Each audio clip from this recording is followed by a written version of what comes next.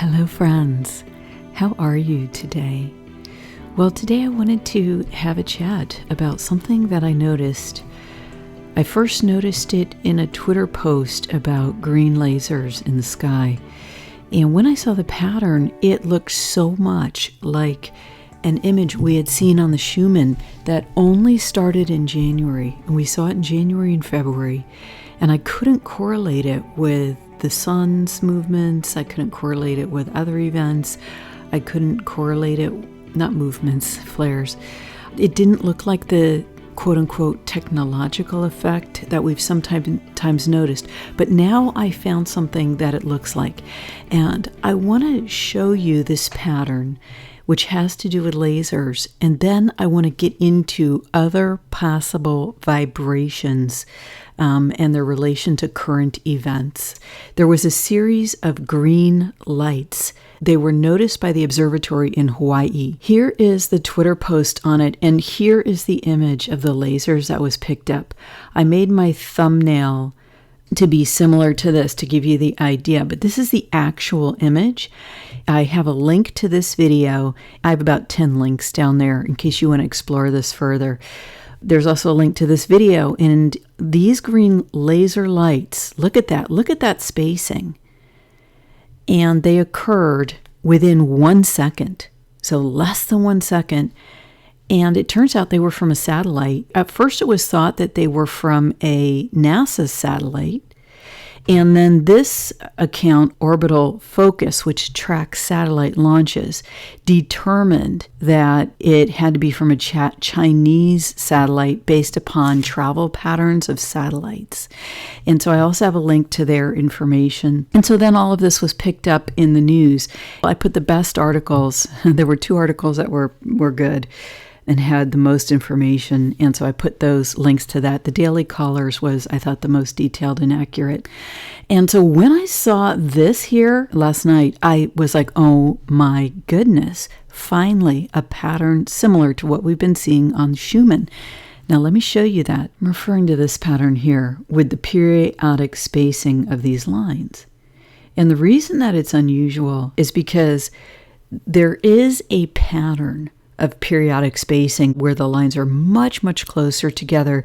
And there's often a certain kind of pattern vertically in the frequencies that's all missing here. So I have called that other pattern the technological effect because it seemed to be technologically generated somehow, but intertwined with the frequencies in a way of 0 to 40 hertz. Many videos on that in a playlist called the technological effect. But this one was very different. The way that it interacts with the frequencies, it's very limited. It's almost like it was simply energy picked up by the Schumann resonance, not engaging with the frequencies the way the technological effect seems to. And so I did a bunch of studying, and I couldn't find anything that seemed similar to this pattern or that could cause the pattern until I saw the image of the space lasers. The pattern of the green lasers was on January 28th of 2023, taken from the observatory in Hawaii. So it doesn't correlate with, for example, patterns on the Schumann necessarily on that day, and it doesn't correlate with the biggest thing that's happened recently, which is the earthquake in Turkey. There are also ground-based lasers, and there was a discussion of using lasers to take out the Chinese weather balloon, in quotes, whatever that was over the United States for a week. We're not going to talk about that because I want to specifically talk about these ones that were in the sky. So why would this laser image that occurred all within 1 second, how could it be related to an image in the Schumann chart that occurs over a much greater time period? For example, here in this Schumann chart, you can see that the timing is about once an hour. This is what I want to explain. The hertz range on the chart is from 0 to 40 hertz. This is the same range as human brain waves. And so very often what I will do is I will correlate images on the chart with human brain waves at that hertz range and then make an interpretation. One of the reasons that I use the chart as a reflection, in my view, of human consciousness is because the brain waves of humanity overlap these exact same hertz ranges, and one wonders to what extent, in my view, humans are involved in generating this, because there are 7.7 billion or 8 billion, whatever the number is, humans on Earth emitting brain waves. And you have to, think about it this way, right? When you have a television and you get very close to a television that's on, you can sort of feel a static as you get closer, right? It's emitting energy and you can sense it. There's almost like a cloud of it around the television as you get closer. Same thing with the human body, right? As you draw one hand to another, or as a person gets closer to you, you can sense them before they touch you. So we emit fields of energy. One of them is from the brain. We emit brain waves. And the other fields of energy we emit as human beings are electromagnetic waves. And we emit them from the heart in particular, but from the entire body, the organs in the body. Okay? So all of these things combined, in my view, make this potentially a map of human consciousness. And so what I want to say is that it's my view that humans are psychic in nature. And by psychic, what I mean is I'm not talking about woo-woo weird psychic stuff. I'm talking about that I think it's a natural talent of human beings to perceive non-physically, to have intuitions, hunches, for example, to have dreams that make forward predictions. Where does this information come from? That is not what I want to address here. I'm simply addressing that we have a capability that is not normally recognized in scientific circles, but in my view is a science itself. And it's the science that I pursue in great detail and depth studying. And this is a capability of humans that has been studied very, very much by actual scientists, but very much of that data, in my view, is most likely not public. So I'm going to stay focused on the topic here. The point I'm making is that, in my view, this can be used as a map of human consciousness. Therefore, is it possible that humans are perceiving this idea of lasers in the sky, of lasers being emitted? Because if you read through the comments, which I did very much, there are other people who commented in the Twitter post and the YouTube channel saying, oh, they've seen a set of lines like that across the sky previously in their location or another location. And so it's possible that there have been tests going on, there have been, experiments being conducted, there's been actual laser use, I don't know, and that all of this has been being perceived by humans on the ground, whether consciously or unconsciously, and that then we are, now here's one possible theory, we are projecting that onto the screen of the Schumann resonance, number one, in a way that we could obviously see it and tell ourselves what's going on. Number two, is it possible? See, when I look at the chart, the way these lines present, and you're just going to have to kind of go with my assessment here because I'm going to just tell you my experience in looking at the energies, this looks like something that is being picked up by the sensors. Different than a technological effect, which I perceived it was actually changing and affecting frequencies, or analyzing them, or deeply intertwining with them. Again, look at the technological playlist for that. And one of my most popular videos and most viewed videos is the first video on that list. But this is different. It just appears. It doesn't really engage. And I'm not going to explain why I perceive that because I want to stay focused on just giving you the information. But that is my assessment of these lines. It's very fascinating because let's take a look at what happened the day of the Turkey earthquake. So this is interesting. I made 2 videos so far on the Turkey earthquake, and this is the third addressing the energies. Right here is the exact moment of the earthquake. Here on the left, where that green line here sort of extends down and you reach down into 40 hertz almost. And then there was this line here. There's been aftershock after aftershock. What I'm saying is at some point within here, there's been aftershocks after the initial one and then going on since this day. This skip image here, this line that just seems to skip up, was very unusual on the chart. And like I said, it occurred at essentially the same time as the earthquake. Someone in the comments said it was an hour later. It wasn't. It was at this time, 7 a.m., on the chart, and 7 p.m. Eastern time. And then the Grammys with their satanic ceremony started at 8 in New York time. And then that's 8 a.m. on this chart based on the Tomsk time zone, Tomsk. Now, this is interesting. What if this was a test, these lines showing up previously?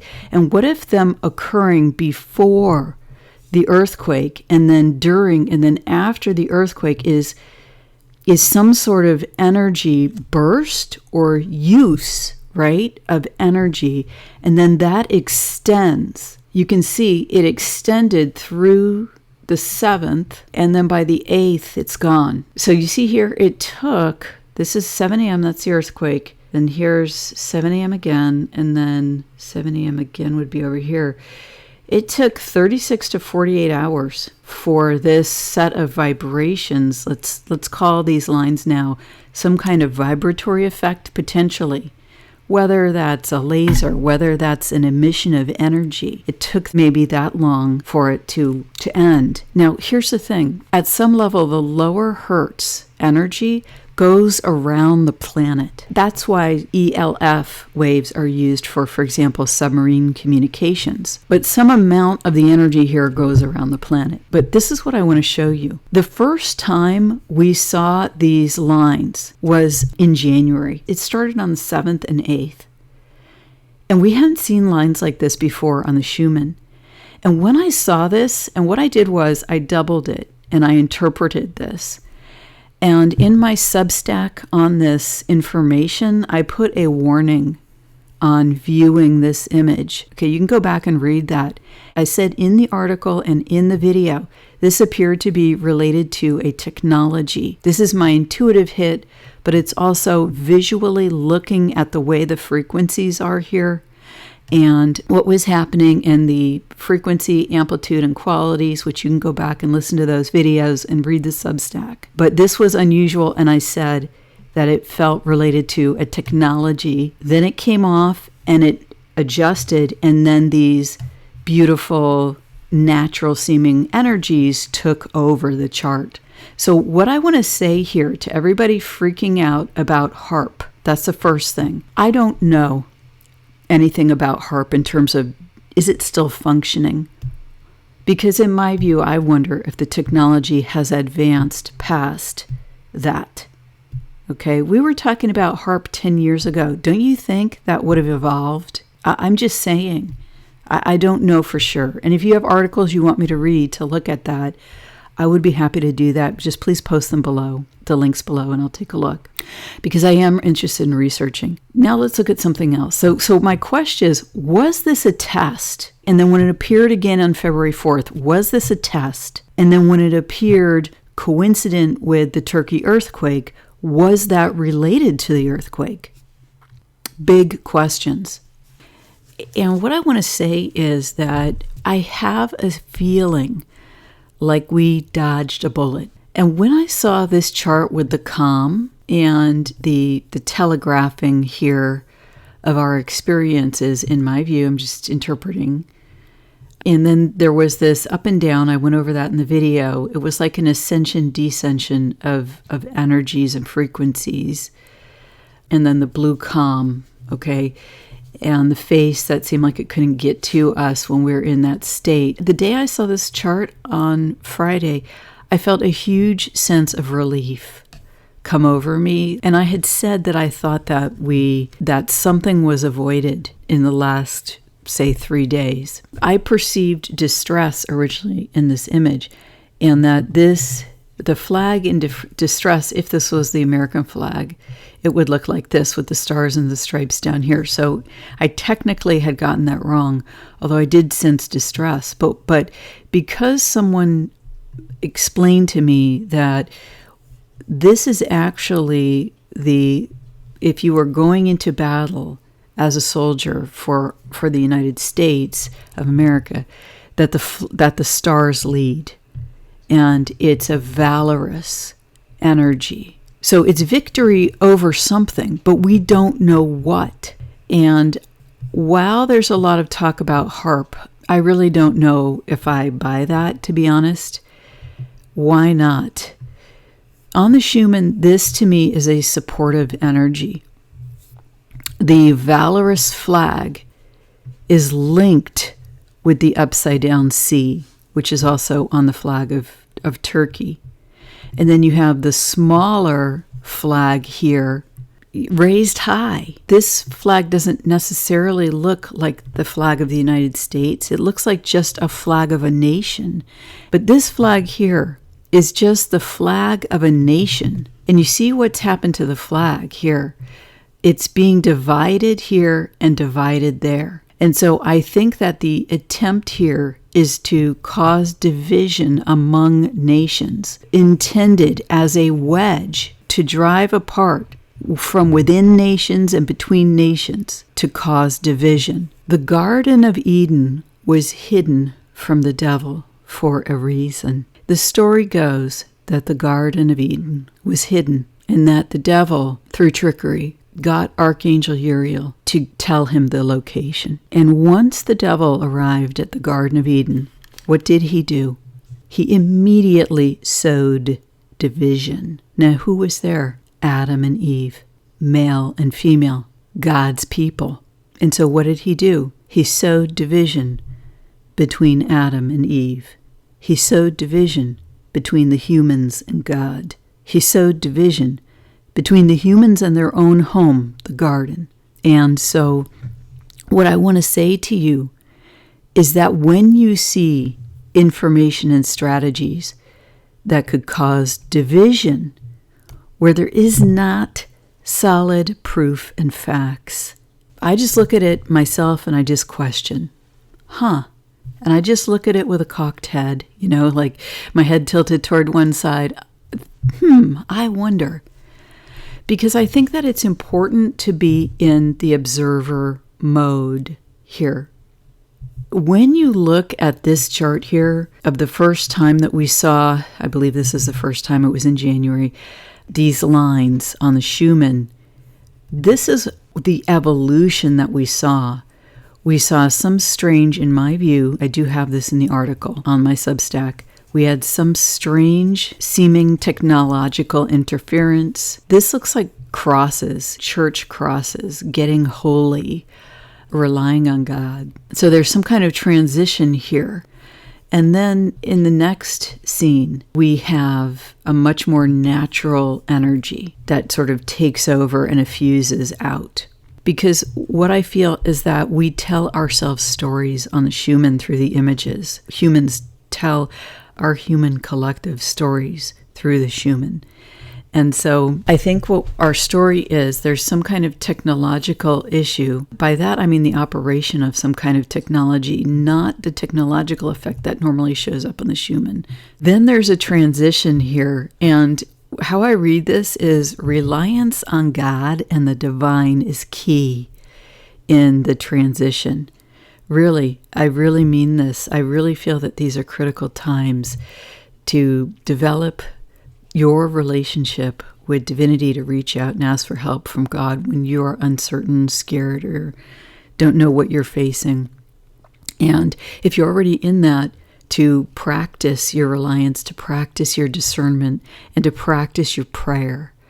And then here in the final image here from this day, we have, I feel this is natural. This is expanded frequencies. This is our connection with divinity essentially pouring through us. That's how I view it.